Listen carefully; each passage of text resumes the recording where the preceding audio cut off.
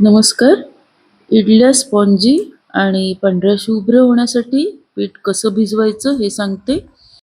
3 वाटी तांदूळ हे एका भांड्यामध्ये घ्यायचे.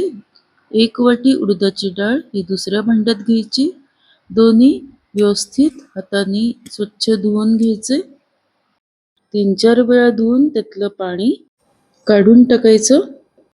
चांगलं पाणी त्यामध्ये पुन्हा घालायचं. अशा पद्धतीने ते डाळ आणि तांदूळ दोन्ही व्यवस्थित भिजवायचे. साधारण दुप्पट पाणी त्यामध्ये असलं पाहिजे.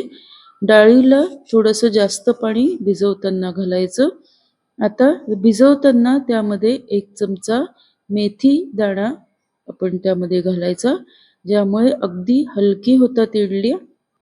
हे डाळ तांदूळ सकाळी भिजवलेले आहेत आणि साधारण 7-8 तास म्हणजे साधारण संध्याकाळी ते मिक्सरमधनं आपण बारीक करून घेतलेले आहेत. इथे आपण बघू शकतो ही कन्सिस्टन्सी थोडीशी आपण मुद्दामच पातळ हे घेतलेले आहेत. आता हे आपण एका मोकळ्या भांड्यामध्ये काढून घेतलेले आहेत. यामध्ये पातळ पोहे साधारण 1 बाउल आपण घेतले आणि ते व्यवस्थित धुवून आपण मिक्सरच्या भांड्यामध्ये ते आपण तांदळाबरोबरच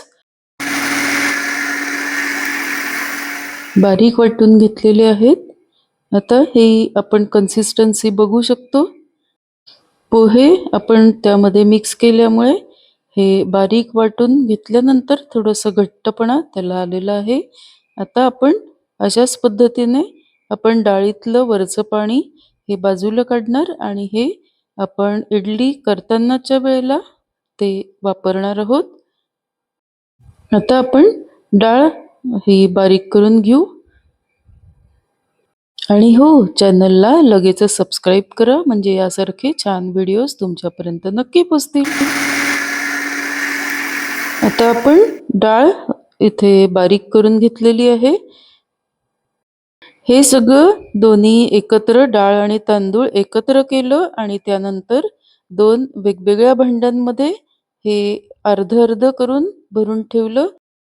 हे अशासाठी की 8 तासानंतर हे फर्मेंट झाल्यानंतर ते टम्म फुगतं आणि बाहेर काही वेळेस ओतूही जातं, म्हणून 2 निम्म्या अशा पद्धतीने 2 भांड्यांमध्ये ते भरून ठेवायचं आहे. आता हे 8 तासानंतर फर्मेंट झाल्यानंतर आपण बघू शकतो किती छान हे फसफसलेलं आहे आणि याच्या इडल्याही अतिशय अप्रतिम झालेल्या आहेत. चॅनलला लाईक, शेअर, सबस्क्राईब नक्की करा. धन्यवाद.